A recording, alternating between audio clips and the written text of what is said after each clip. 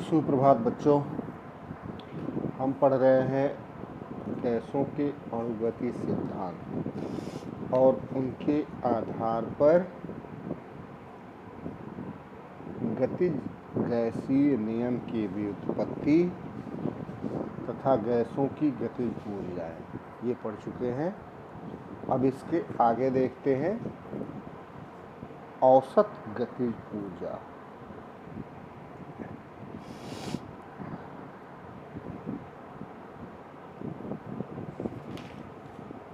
विभिन्न प्रकार की गतियाँ और इस गति में औसत गतिज ऊर्जा।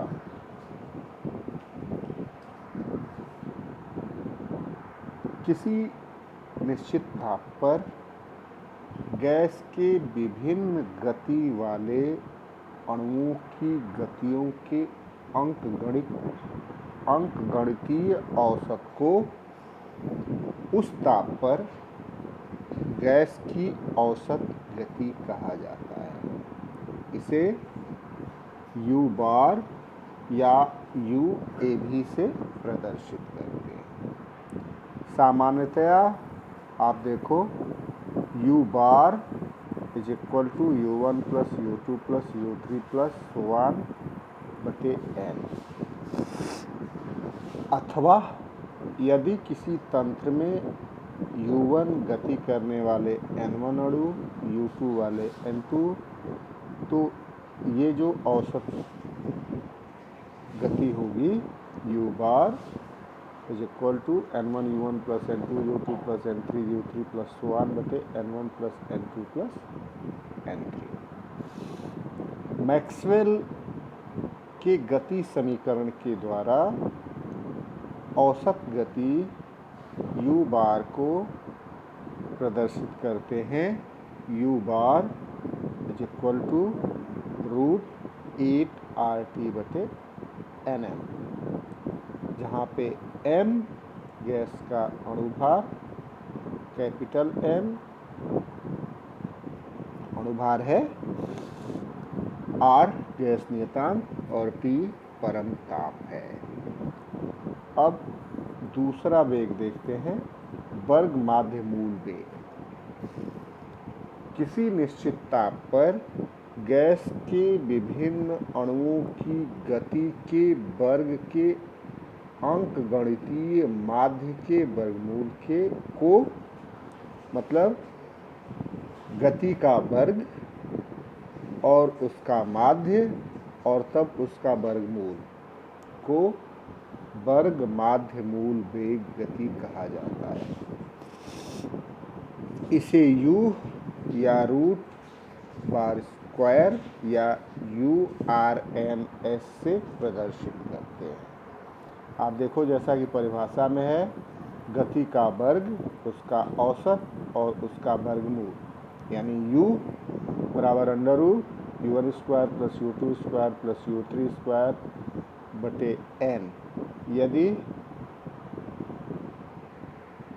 N1 अणुओं की गति U1, N2 की U2, N3 की U3, तब इसको लिख सकते हैं U बराबर under root U1 N1 plus U1 square plus N2 plus N2 U2 square plus N3 U3 square बटे N1 plus N2 plus N3।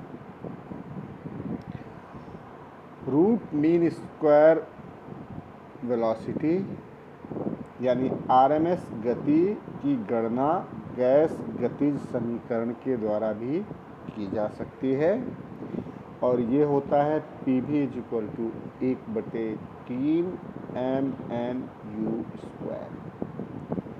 Gas के एक मोल के लिए अगर इसको लिखें तो लिखेंगे PV is equal to 1/3 m capital N U square, जहाँ Mn m गैस का अणुभार तथा PV बराबर RT गैस के एक अणु के लिए है।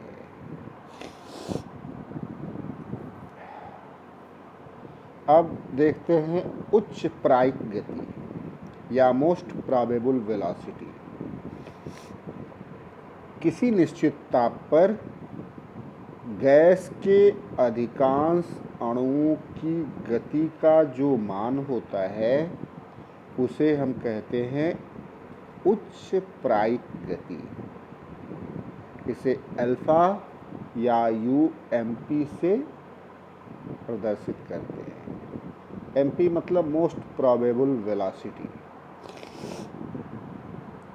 उच्चतम प्रायिक गति अल्फा को व्यक्त करते हैं UMP या अल्फा =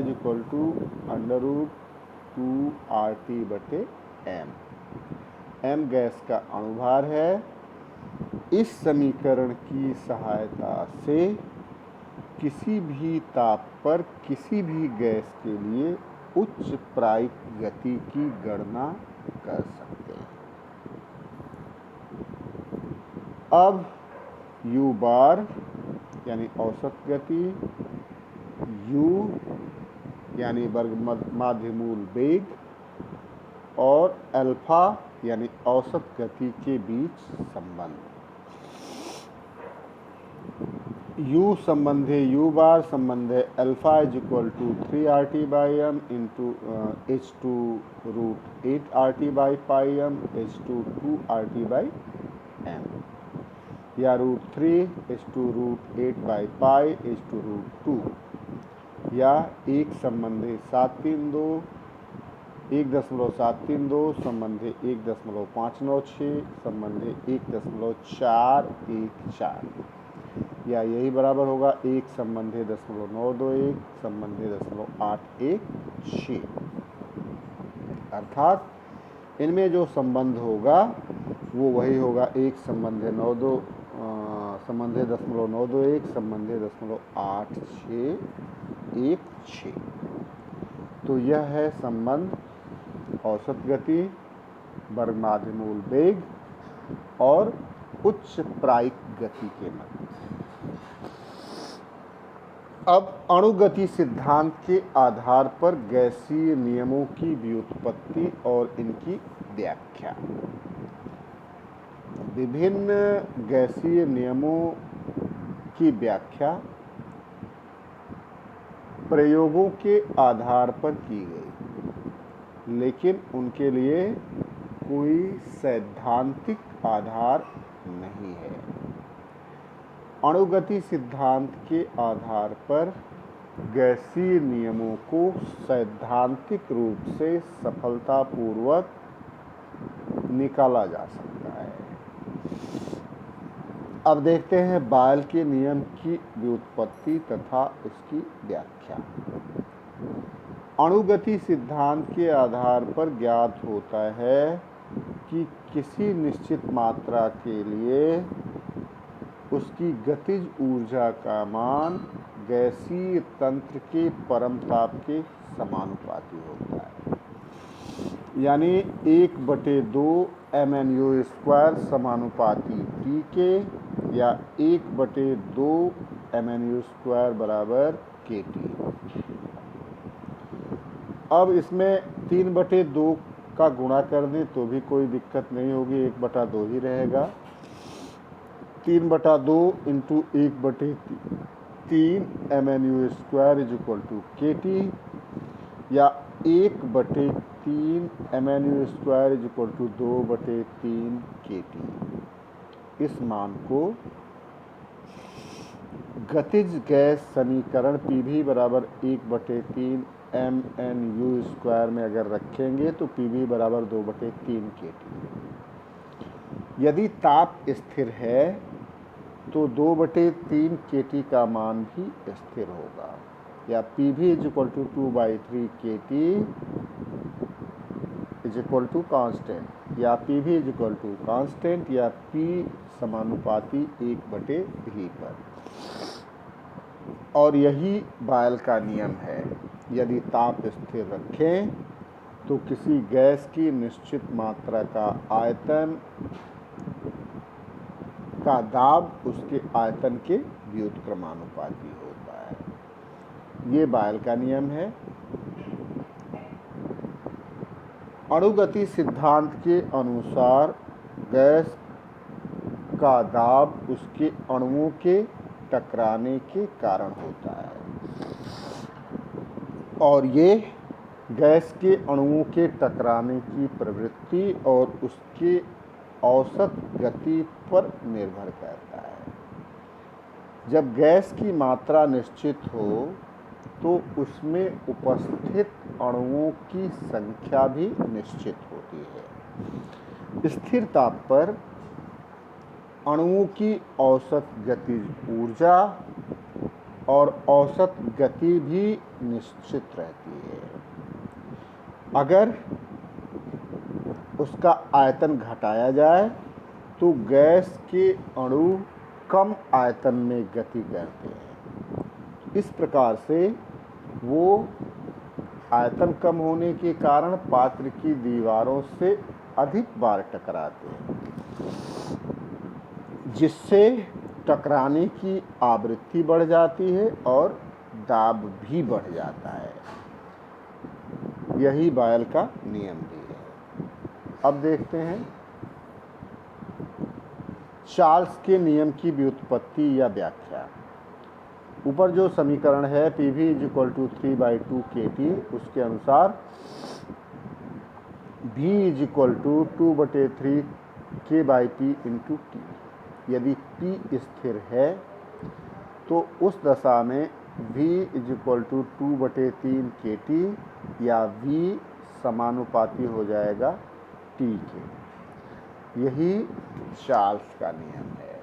चार्ल्स का नियम ये कहता है कि यदि दाब स्थिर रखें तो किसी गैस की निश्चित मात्रा का आयतन उसके परम ताप के समानुपाती होता है।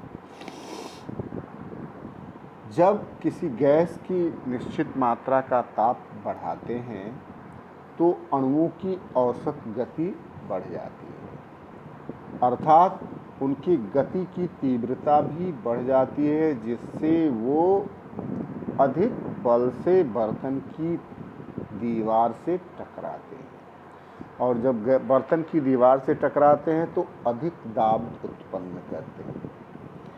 यदि दाब स्थिर रखा जाए तो प्रति यूनिट क्षेत्रफल में टक्करों की संख्या कम हो जाती है। यह केवल उस स्थिति में संभव है जब आयतन दाब स्थिर रख के आयतन बढ़ा दें। तो अतः स्थिर दाब पर गैस की निश्चित मात्रा को गर्म करने पर गैस का आयतन इस सीमा तक बढ़ जाता है कि दाब में वृद्धि के कारण गैस के अणुओं की औसत वेग में वृद्धि प्रति इकाई क्षेत्रफल में संपन्न टक्करों की संख्या में कमी की प्रतिपूर्ति करते हैं। तो ये अणुगति सिद्धांत और चार्ल्स के नियम की व्युत्पत्ति और उसकी व्याख्या। अब देखते हैं डाल्टन के आंशिक दाब के नियम की व्याख्या। गैसों का जो अणुगति सिद्धांत है उसके आधार पर हम ये कह सकते हैं कि गैस के अणु आपस में एक दूसरे से आकर्षित नहीं होते हैं, और दो या दो से अधिक गैसों का अगर मिश्रण हो तो प्रत्येक गैसें स्वतंत्र रूप से व्यवहार प्रदर्शित करती हैं। किसी भी गैस का दाब या आंशिक दाब उस गैस के अणुओं के पात्र की दीवार पर टकराने के कारण होता है। मतलब गैस के अणुओं की संख्या पर ही उस गैस का दाब निर्भर रहता है। पात्र में उपस्थित जितनी भी गैसें हैं उनके आंशिक दाब अलग अलग उन्हीं के अणुओं के टकराने के कारण होंगी तथा कुल दाब कुल गैसों के अणुओं के टकराने से प्राप्त होगी, और यही आंशिक दाब नियम भी है। अब आदर्श गैस व्यवहार से विचलन।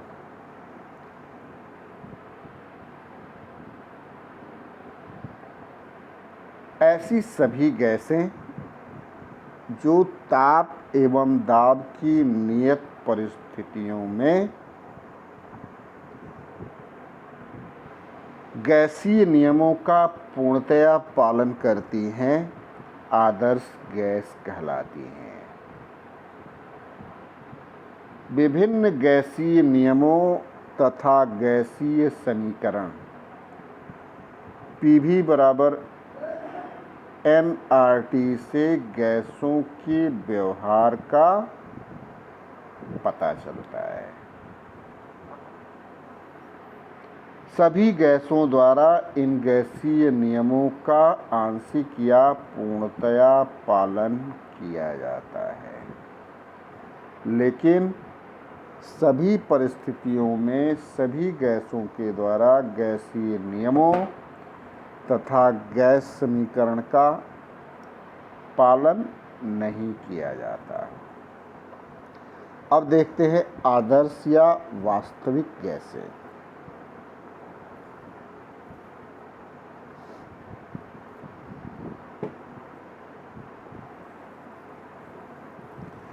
वे गैसें जो ताप तथा दाब की सभी परिस्थितियों में गैसीय नियम तथा गैस समीकरण PV बराबर nRT का पालन करती हैं, आदर्श गैस कहलाती हैं। लेकिन यह एक काल्पनिक गैस है। सभी गैसें आदर्श व्यवहार नहीं प्रदर्शित करती। वे गैसें जो सभी परिस्थितियों में इन नियमों का पालन नहीं करती, उन्हें वास्तविक गैस या अनादर्श गैस कहा जाता है। अब आदर्श गैस व्यवहार से वास्तविक गैस का विचलन। वास्तविक गैसों के आदर्श गैसों से होने वाले विचलन को संपीड्यता कारक के रूप में व्यक्त किया जाता है। इसे Z बराबर PV बटे nRT से प्रदर्शित करते हैं। आदर्श गैस के लिए PV बराबर nRT या Z is equal to PV बटे nRT बराबर 1। आदर्श गैस के लिए Z का मान 1 होता है। यह ताप तथा दाब पर निर्भर नहीं करता है। आदर्श गैस के लिए Z तथा P के मध्य एक वक्र आरेखित करने पर सीधी रेखा आती है। यह रेखा दाब अक्ष के समानांतर होती है, जबकि वास्तविक गैसों के लिए PV और nRT का मान समान नहीं होता है, अर्थात Z का मान 1 से कम या 1 से अधिक होता है। वास्तविक गैसों के लिए Z का मान ऋणात्मक तथा धनात्मक दोनों प्रकार का विचलन प्रदर्शित करता है। धनात्मक विचलन के लिए Z इज ग्रेटर देन 1 और ऋणात्मक विचलन के लिए Z इज लोअर देन 1। इस ग्राफ के माध्यम से हम देख सकते हैं निश्चित ताप पर वास्तविक गैस के लिए Z के मान तथा दाब के मध्य वक्र खींचे जाने पर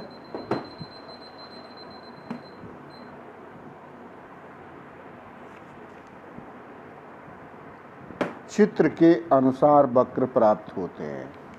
आप देखिए, नाइट्रोजन के लिए क्या है, पहले ये घटता है और पुनः बढ़ता है। वैसे ही हाइड्रोजन के लिए ये ऐसे सीधी रेखा आता है, लेकिन Z का मान 1 नहीं है। हीलियम के लिए भी लगभग एक सीधी रेखा आ रही है, यहाँ भी जेड का मान 1 नहीं है। कार्बन डाइऑक्साइड के लिए ये पहले घटता है और पुनः बढ़ता है, मतलब ये गैसें कठिनाई पूर्वक आदर्श गैस के नियम का पालन करती हैं। इसलिए कहा यह जाता है कि जो गैसें आदर्श गैस समीकरण का कठिनाई पूर्वक पालन करती हैं उन्हें आदर्श गैस मान लेते हैं।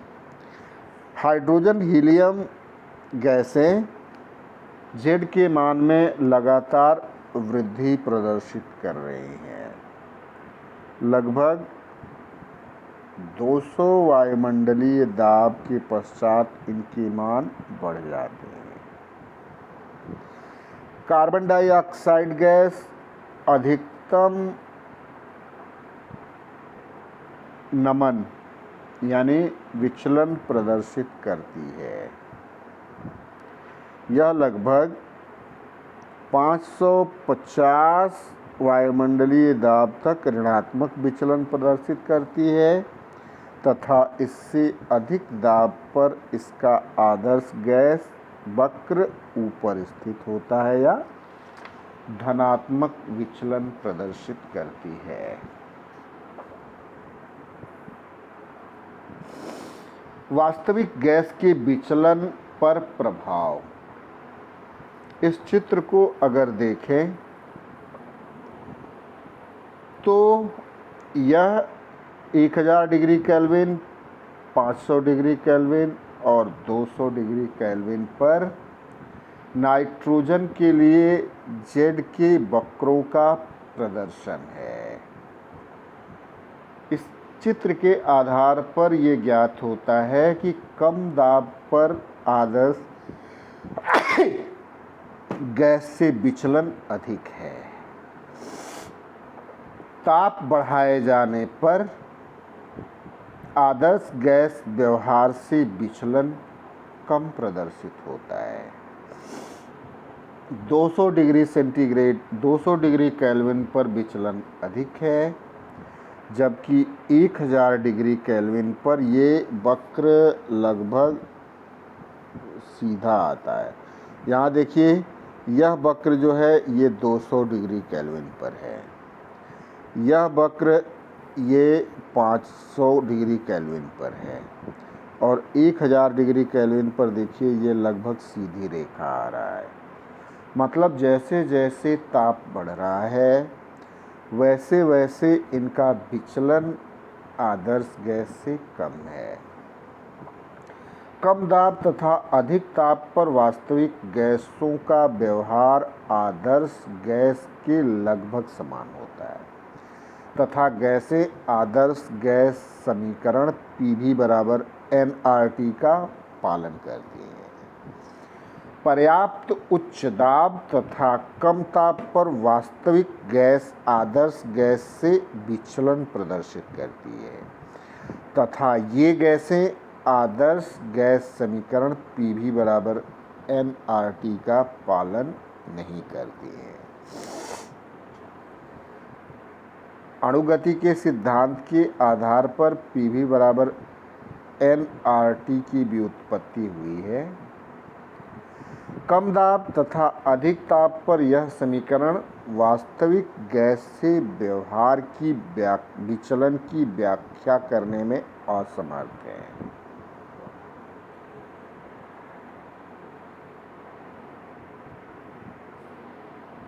अणुगति सिद्धांत में इस स्तर पर कुछ कमी महसूस होती है। वान डर वाल ने गैस समीकरण से वास्तविक गैसों के विचलन का कारण बताया। नंबर 1, गैस अणुओं का वास्तविक आयतन के संपूर्ण आयतन की तुलना में नगण्य होता है।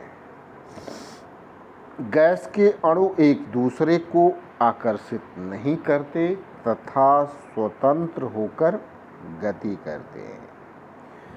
वान डर वाल के अनुसार ये अभिधारणाएं गलत हैं तथा ताप व दाब की सभी परिस्थितियों के लिए यह मान्य नहीं है, अतः इनमें संशोधन आवश्यक है।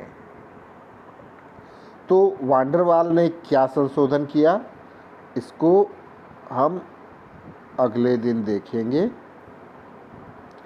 आज के लिए इतना ही। धन्यवाद।